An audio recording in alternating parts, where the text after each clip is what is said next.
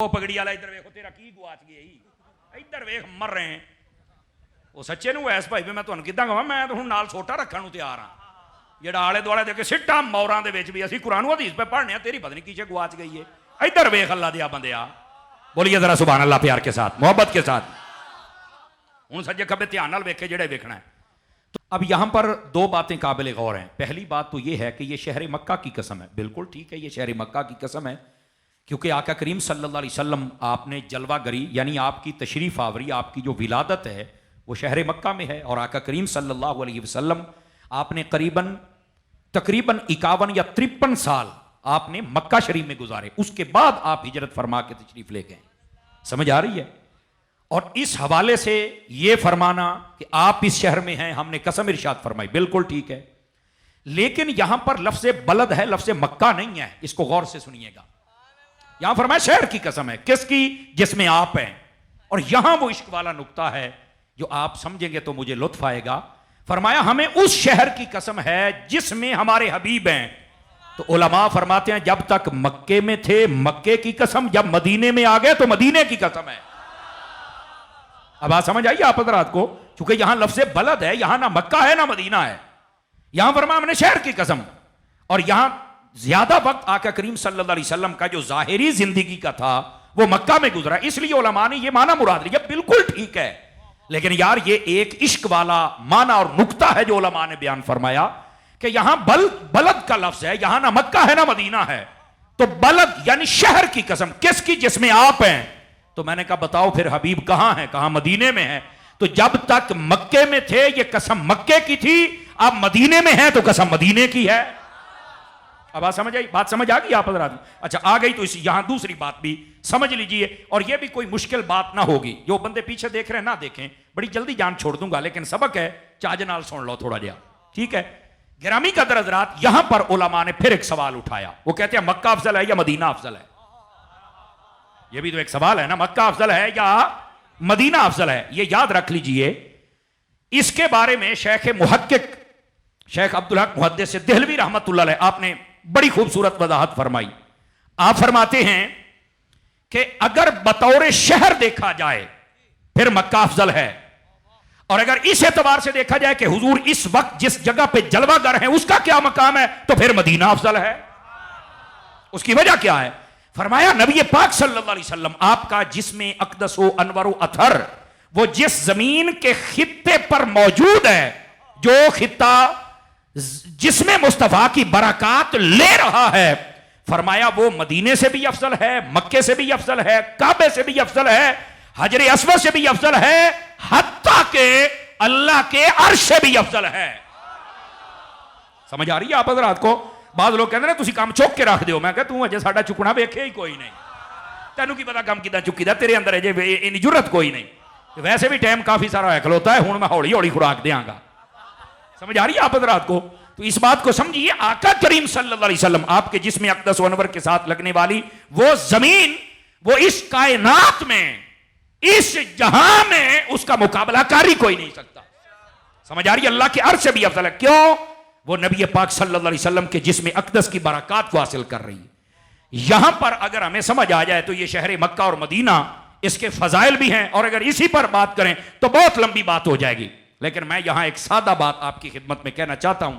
अगर आप सुने तो सुना दूं आप हज़रात को, अगर आप सुने तो नबी पाक सल्लल्लाहु अलैहि वसल्लम आपका जो शहर मदीना है उसके बहुत सारे फजाइल हैं, उनमें एक फजीलत यह भी है, फरमाया गुबारुल मदीना ते शिफा उन, अल्लाह ने मदीने की मिट्टी में भी शिफा रखी हुई है।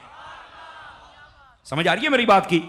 तो यह नबी पाक सल्लल्लाहु अलैहि वसल्लम आपके शहर मुबारक की बरकत है। वजह क्या है? हुजूर की जात, यानी जिस जिस को मेरे आका से बरकत मिल गई वो अफजल वाला हो गया। आप देखें, यह नुक्ता समझाने की कोशिश कर रहा हूं जिस पे अब पहुंचा हूं। उलमा ने एक सवाल उठाया, नबी पाक पैदा हुए रबीउल अव्वल में, तो ये रमजान के महीने में क्यों नहीं तशरीफ लाए, मुहर्रम में क्यों नहीं है, हज के महीने में क्यों नहीं आए? अरे मौलवी साहब गालते हैं। मैं कहा खलो वो अगले भी 10 लेना। नबी पाक सोमवार वाले दिन आए, ये जुमे वाले दिन क्यों नहीं आए? आवाज कमजोरों वाली है आप हज़रात की, मुझे पता है वक्त काफी हो गया है, पर अभी लंगर ले लो ना। अब ये सोचने वाली बात है तो मैं जो बात बता रहा हूं, नबी पाक सल्लल्लाहु अलैहि वसल्लम आप रबीउल अव्वल के महीने में तशरीफ लाएं। ना रमजान है, ना मुहर्रम है, ना हज का महीना है। क्या वजह है? मैं कहा बताता हूं, हौसला कर रहा है। इससे अगली बात भी है, आप सोमवार वाले दिन आए हैं? कहा जी बिल्कुल, ये जुमे का दिन, ये हफ्ते का दिन, इसमें आ जाते। जुमेरात का दिन, बुध का दिन नहीं, इसी दिन। वजह मैंने कहा बताता हूं। लेकिन इससे भी एक अगली बात है, नबी पाक सल्लल्लाहु अलैहि वसल्लम 24 घंटे होते हैं ना, उनमें से तहज्जुद के वक्त आए हैं। अब ये बातें तो काफी सारी इकट्ठी हो गई ना, चलो 3 बातों पे कलाम कर लेते हैं। ये महीना रबीउल अव्वल का क्यों है भाई? कहता ये तो मैनू नहीं पता। तो मैं कह ये पता होंदा तो सुननी ना होंदा। अब जरा इस बात को समझिएगा, उलमा ने क्या जवाब दिया। इन कानों से सुनते हो, टाइम काफी होगा, उन्हें ना सुन के देखी, शायद समझ आ जाए। फरमाया अगर नबी पाक रमजान में आते ना, या मुहर्रम में आते, या जुल हज के महीने में आते, तो ये महीने पहले से मशहूर थे, इनको पहले से बरकत मिली। उन्होंने लोगों ने आंकड़े दी हजूर दी बरकत नहीं है, इन्होंने महीने दी है। फरमाया तुहाडा ये शक और शौक दूर करना है कि ये हुजूर की बरकत नहीं है, हमने रबीउल अव्वल में भेजा है कि हुजूर को किसी की बरकत नहीं मिली, बल्कि जिसको भी मिली है मुस्तफा की बरकत मिली हुई है। अब समझ आइए आप हजरात को, इस वास्ते रबीउल अव्वल में, ताकि लोग ये ना कह सके कि इन महीनों की बरकत की वजह से हुजूर इतने मुतबरक है। नहीं, हुजूर की वजह से। आवाज फिर कमजोरों वाली है आप हजरात की।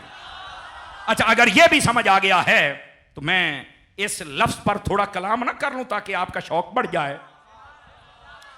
ये बंदे जितने आप खड़े ना, बस औकात कहते यारो फलाना मिलाद नहीं करता, फलाना झंडियां नहीं लाउंदा, फलाना लैटर लाउंदा। ओ मैं कहो भाईया टेंशन ना लिया कर। अगे वो किदां, फिर असीं किदां समझिए? मैं क्या उन्हें समझा लेना। रबीउल अव्वल ये महीने का नाम है। रबी माना बहार होता है, अव्वल माना पहली बार। जदों हजूर आए पहली बार, यानी कायनात की सबसे पहली और सबसे बड़ी बहार हुजूर की आमद है। उस महीने का नाम ही बहारों वाला महीना रख दिया। अच्छा यार, आप पढ़े लिखे हजरात बैठे हैं, बहारों का महीना अप्रैल का मौसम होता है। अप्रैल का महीना ना, ये बहार के तौर पे पाकिस्तान में सेलिब्रेट किया जाता है। समझ आई? और उस वक्त जब आप आका आए थे, ये भी बड़ी गहरी बात है, थोड़ी जी समझ लिया जे। उस वक्त रबीउल अव्वल का महीना इस्लामी था, और अगर अप्रैल के महीने को देखा जाए तो वो अप्रैल का महीना और 20 तारीख थी जब मेरे आका आए थे। उस वक्त नहीं, तवज्जो फरमाइए आप हजरात, क्या कह रहे हैं? समझ आ रही है? इस बात को भी समझ लीजिए। अच्छा, इसकी वजह क्या थी? ये वजह तो सैयदी आला हजरत का कोई मलांगी बता सकता है। फरमाया रबीउल अव्वल था ना, हुजूर की आमद थी ना, बहारों का महीना तो था ही था।